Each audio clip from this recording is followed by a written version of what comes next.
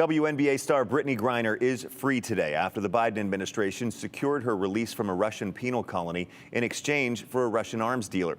President Biden signed off on the trade after months of negotiations, even though it meant leaving behind another American, former Marine Paul Whelan. The U.S. says he is also wrongly detained in Russia. NBC's Alice Barr has the latest from Washington. Relieved elation today.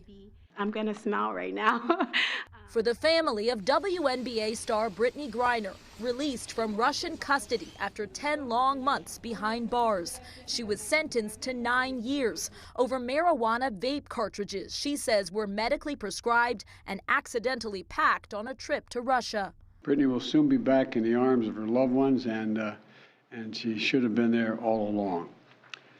This is a day we've worked toward for a long time. The Biden administration securing Griner's release in a prisoner exchange for the Russian arms dealer Victor Bout. But they were unable to bring home another American, the former Marine Paul Whelan, who U.S. officials say is also wrongly detained in Russia.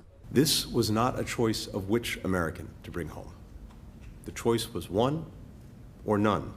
Whelan is serving a 16-year sentence after being accused of spying, which the U.S. denies. Sources familiar say Russia is refusing to release Whelan without getting a Russian spy in return, the U.S. insisting it doesn't have any in custody.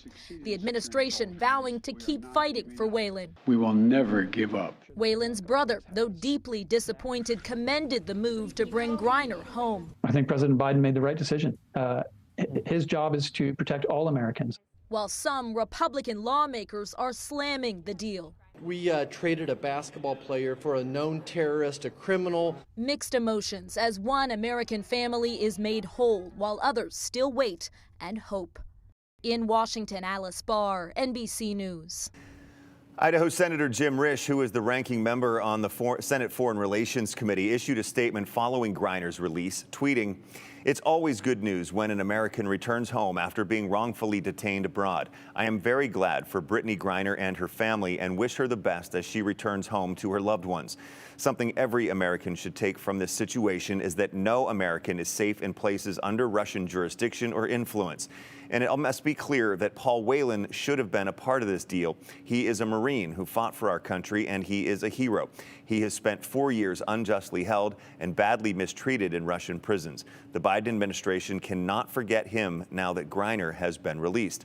Risch later tweeted, "The decision to release Victor Bout less than a week before the U.S.-Africa Leaders Summit sends a disastrous message about the value of African lives. Bout fueled widespread death and destruction by arming unsanctioned regimes and groups in the DRC, Liberia, Sierra Leone, and beyond."